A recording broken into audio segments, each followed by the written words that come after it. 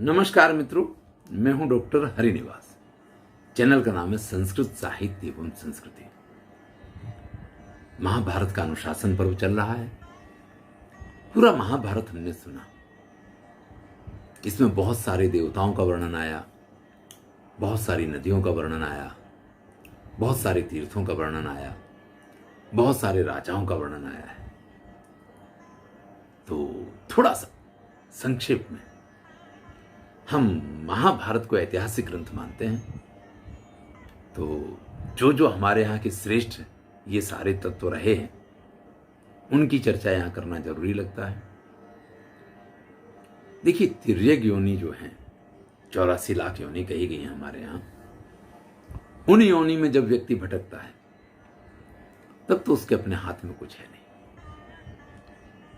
आहार निद्रा भय संततित्व सामान्य में तत्पस्वीर नराणा। आहार है, निद्रा है, भय है, मैथुन, ये सारी चीजें पशुओं में और मनुष्यों में एक जैसी है। ज्ञानम ही तेसाम अधिको विशिष्टा।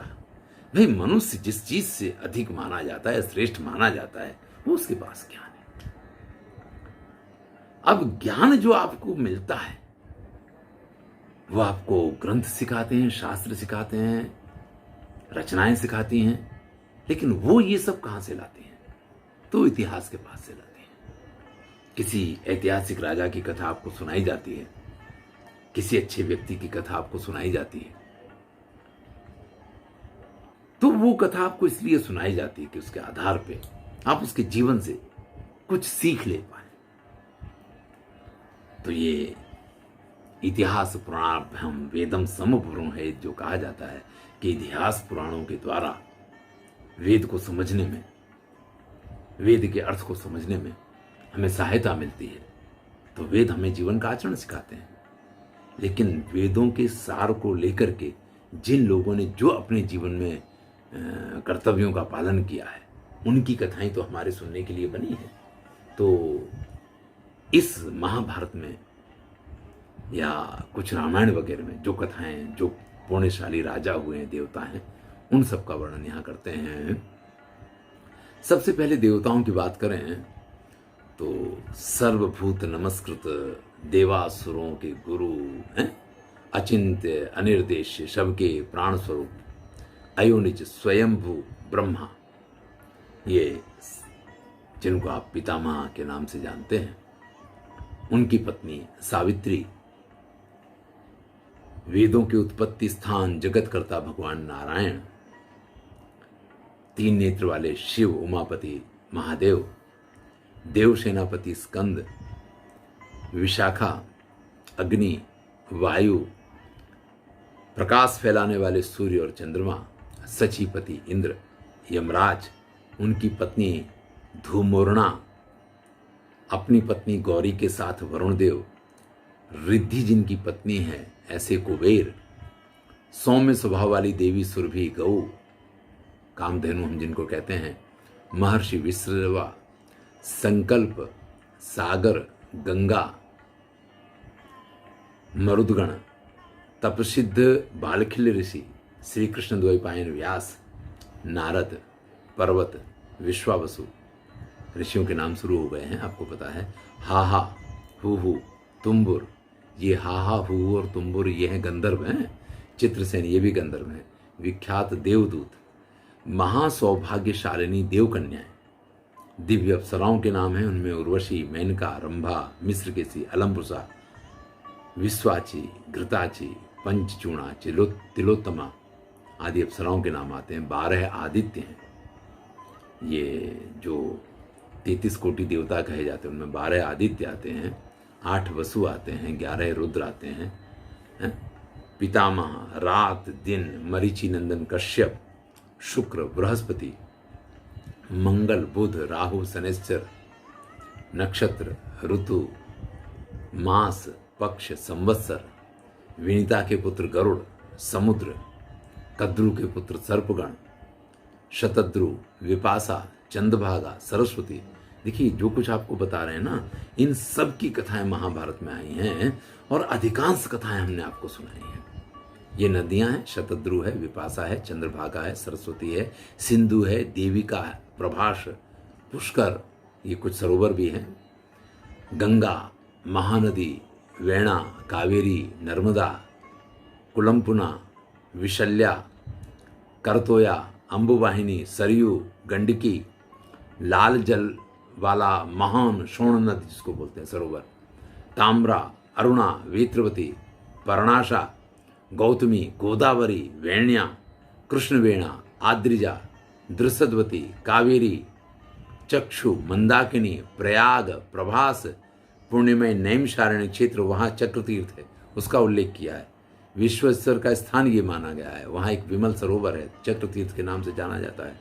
स्वच्छ सलिल से युक्त पुण्य तीर्थ कुरुक्षेत्र, उत्तम समुद्र, तपस्या, दान, जम्बू मार्ग, हिरणवती, वितस्ता, प्लक्षवती नदी, वेदवती नदी, मालवा, अश्ववती, पवित्र भूभाग, गंगा द्वार, हरिद्वार, ऋषिकुल्या, समुद्रगामिनी पवित्र नदियाँ, पुण्यशलीला, चर्मणवती नदी, कौशिकी नदी, यमुना नदी, भीमरती, महानदी, बाहुदा, माहेंद्रवाणी, त्रिदिवा, नीलिका, सरस्वती, नंदा, अपरनंदा, तीर्थभूत महान सरोवर हृदय है, गया, फाल्गुन तीर्थ, देवताओं से युक्त धर्मारण्य, पवित्र देव नदी, तीनों लोकों में विख्यात पवित्र एवं सर्व पापनाशक कल्याण में महा ब्रह्म निर्मित सरोवर पुष्कर तीर्थ।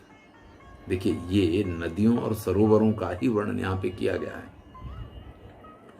आगे कहते हैं दिव्य औषधियों से युक्त पर्वतों का नाम आ रहा है, तो हिमालय नाना प्रकार की धातुओं और तीर्थों और औषधियों से भरा पड़ा है, जो ऐसा विंध्याचल पर्वत, विंध्यगिरी कहते हैं इसको, मेरु, महेंद्र, मलय, चांदी की खानों से युक्त श्वेतगिरी, श्रृंगवान, मंदर, नील, निषद, दुर्दुर, चित्रकूट, अजनाभ, गंधमादन पर्वत, पवित्र सोमगिरी, अन्यान्य पर्वत, दिशा, विदिशा, भूमि, सभी वृक्ष, विश्वदेव, आकाश, नक्षत्र, ग्रहगण, ये सदा हमारी रक्षा करें।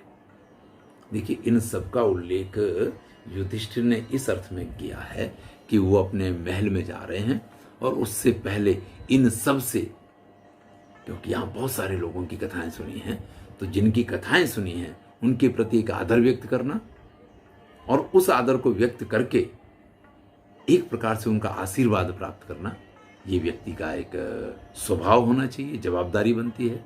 तो उस चीज को यहाँ व्यक्त किया है। पहले भी एक वीडियो में सभी दिशाओं के सप्तऋषियों का वर्णन किया था। यहाँ पे यवकृत, रैव्य, कक्षीवान, औजिस, भृगु, अंगिरा, कर्ण, मेधातिथि और सर्वगुण संपन्न बर्ही, ये जो हैं पूर्व दिशा के ऋषि हैं।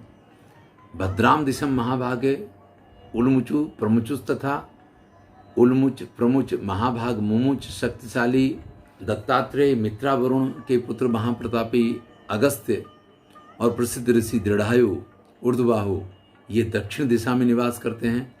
पश्चिम दिशा के ऋषियों की बात करते हैं तो उशंग, शक्तिशाली परिव्याध, दीर्घतमा ऋषि गौतम, काश्यप, एकत्र, महर्षि त्रित, अत्रि के धर्मात्मा पुत्र दुर्वासा और प्रभावशाली सारस्वत, ये पश्चिम दिशा के ऋषि हैं।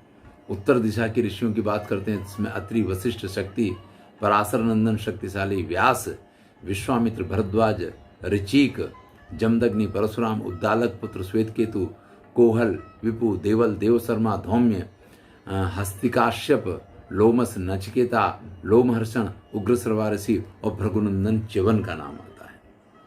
चलिए, बहुत सारे ऋषियों के बारे में जाना, देवताओं के बारे में जाना, लेकिन इतिहास जिनके द्वारा लिखा जाता है या इतिहास की जो मुख्य धरोहर हुआ करते हैं, उन राजाओं का वर्णन शुरू करते हैं। उन राजाओं के वर्णन में कहते हैं किन किन राजाओं की कथाएं हम आपको सुना चुके हैं।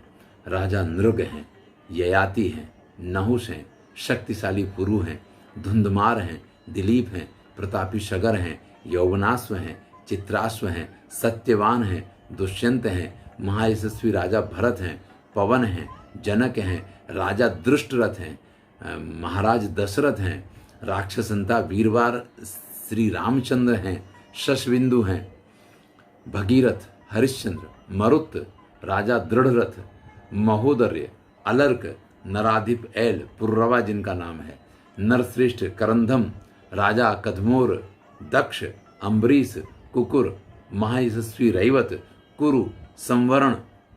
देखिए, इनमें जिन राजाओं के बारे में महाभारत में आपको कथा ना मिले, वाल्मीकि रामायण में, जैसे राजा मरुत की कथा है, संवरण की कथा है, जो सूर्यवंशी और राजा हैं, आगे नाम आ रहे हैं, सत्य पराक्रमी मानधाता की कथा है, ये आपको वाल्मीकि रामायण में मिल जाएंगे। राजर्षि मुचकुंद, गंगा जी से सेवित राजा जन्नू, वैन नंदन पृथु, जिन्होंने इस पृथ्वी को पूरी को हमारे उपभोग के योग्य बनाया, सबका प्रिय करने वाले मित्र भानु, राजा त्रसदस्यु, अगस्त्य मुनि के संदर्भ में इनकी कथा आई थी। राजर्षि श्रेष्ठ श्वेत, प्रसिद्ध राजा महाभिस, राजा निमि, अष्टक, आयु, राजर्षि क्षुप, राजा कक्षेयु, प्रतर्दन, दिवोदास, कौशल नरेश सुदास, राजर्षि नल, प्रजापति मनु, हविद्र, प्रदद्र, प्रतीप, शांतनु, इनको तो आप जानते हैं कि पितामह भीष्म के पिता थे शांतनु और उनके पिता प्रतीप। अज, प्राचीन वर्री, महायशस्वी इक्ष्वाकु, राजा अनरण्य, अनरण्य की कथा वाल्मीकि रामायण में पाई जाती है। रावण के साथ अगर किसी सूर्यवंशी राजा ने युद्ध किया हो राम से पहले, तो अनरण्य का वर्णन पाया जाता है, और रावण ने इनको बिल्कुल ही मतलब नेस्तनाबूत इनके सबको कर दिया था। जानुजंग, राजर्षि कक्षसेन, इनके अतीत पुराणों में जिनका अनेकों बार वर्णन हुआ है, ऐसे पुण्यात्मा राजाओं का स्मरण में कर रहा हूं। इस प्रकार से महाराज युधिष्ठिर ने यहां पे अपने नगर में प्रवेश करने से पहले सभी नदियों को, सभी तीर्थ स्थानों को, सभी देवताओं को, सभी ऋषियों को और इतिहास के प्रसिद्ध राजाओं को याद किया, और फिर कहते हैं माँ विघ्नम माच में पापम माच में परिपंथिना ध्रुवो जयो में नित्या स्यात् परत्र च सुभागति ही। मैंने इन देवताओं की, देवर्षियों की, राजर्षियों की, इन सब की जो स्तुति की है, इन सबको जो मैंने याद किया है, तो ये सब हमारे विघ्नों का हरण करें। अब देखिए, किसी को याद करने से विघ्न हरण कैसे हो जाएंगे? तो याद करने से विघ्न हरण ऐसे हो जाते हैं कि अगर आपने किसी एक राजा की कथा सुनी है और आपको नल की कथा से ये मालूम पड़ा कि महाराज नल ने क्या किया था, जुआ खेला था। आप युधिष्ठिर की कथा सुनते हैं, अगर आपको ये पता चलता है कि उन्होंने जुआ खेला था तो उनके जीवन में कितनी कितनी परेशानियां आई, तो भैया हम जुआ नहीं खेलें। तो उनके स्मरण करने का अर्थ ये होता है कि उनके पास से हम कुछ ज्ञान प्राप्त करें। तीर्थों का स्मरण करने का अर्थ ये होता है कि हमें उनके प्रति श्रद्धा है, और तीर्थ जैसे पवित्र होते हैं, तो पवित्रता किस प्रकार से प्राप्त होती है, या तीर्थों से भी श्रेष्ठ अगर हमें हमारे बुजुर्गों को बताया गया है तो हमें उनका आदर सत्कार करना चाहिए। तो इन सब को याद करने का अर्थ है कि आप श्रद्धावान हैं, इसलिए आप देवताओं को याद कर रहे हैं। आप ऋषियों को याद इसलिए कर रहे हैं क्योंकि उनके प्रति आपकी श्रद्धा है। आप बड़े बुजुर्गों का आदर करते हैं, और राजाओं को आप इसलिए याद कर रहे हैं कि उनके पास से आपको बहुत कुछ सीखने को मिला है। और जो व्यक्ति इन सभी चीज़ों का आचरण करेगा तो उसके जीवन में कभी कोई समस्या आ ही नहीं सकती है। माँ विघ्नम माच में पापम, मेरे जीवन में कोई विघ्न नहीं आए और किसी प्रकार का पाप मेरे से ना हो। माच में परिपंथना, मेरा मार्ग कहीं कहीं किसी भी जगह पे अवरुद्ध ना हो। ध्रुवो जयो में नित्या, हमेशा मेरा विजय हो। मैं जिस कार्य को प्रारंभ करूं उसी कार्य में मुझे सफलता मिले। स्यात् परत्र च सुभागति, और ये लोग तो मेरा शुभ हो, लेकिन मेरा परलोक भी शुभ हो। महर्षि वेदव्यास ने पितामह भीष्म से कहा कि अब जो युधिष्ठिर हैं, इनके मन की स्थिति बिल्कुल ठीक है। ये जो आत्महत्या करने के लिए तैयार थे, अब उन सब में से बाहर आ गए हैं। तो मुहूर्त में ऊंचा ध्यात्वा व्यासा सत्यवती सुता नृपम शयानम गांगीयम मिदवाह वचस्तदा। इस प्रकार से कहते हैं कि अब इनकी मन की स्थिति बिल्कुल ठीक है और अब ये अपने राज्य कार्य को करने के लिए तैयार हैं, तो इनको आप जाने की अनुमति दीजिए। तब पितामह भीष्म ने कहा, छत्र धर्म रता पार्थे पितृन देवांश से तर्पय। क्षत्रिय धर्म का हमेशा पालन करो। हे कुंती पुत्र, पिता पितरों और देवताओं का तर्पण करो, यज्ञ करो, यज्ञ आदि करो, और कभी भी अपने मन में व्यपीतुति मानसो ज्वरा, ये भावना नहीं आनी चाहिए कि मैंने कभी कुछ गलत किया, क्योंकि तुम धर्म के अवतार हो, तुमने कभी कुछ गलत किया ही नहीं है। रंजयस्व प्रजा सर्वा प्रकृति परिशांत है। अपने मन को शांत रखो और प्रजा का अच्छे ढंग से पालन करो। सुहृदा फल सत्कार अर्चय स्वेथारता। अपने मित्रों को, अपने साथियों को योग्य आदर सत्कार दे करके सबका सम्मान करो। इस प्रकार से अनुमति दी है। धृतराष्ट्र को साथ में लेकर के नगर में महाराज युधिष्ठिर ने प्रवेश किया है। कल की कथा में हम पितामह भीष्म का परधाम गमन देखेंगे। मैं हूं डॉक्टर हरिनिवास। महाभारत पूर्ण होने आ रहा है। आनंद लीजिए और मित्रों के साथ शेयर अवश्य कीजिए। पुनः धन्यवाद।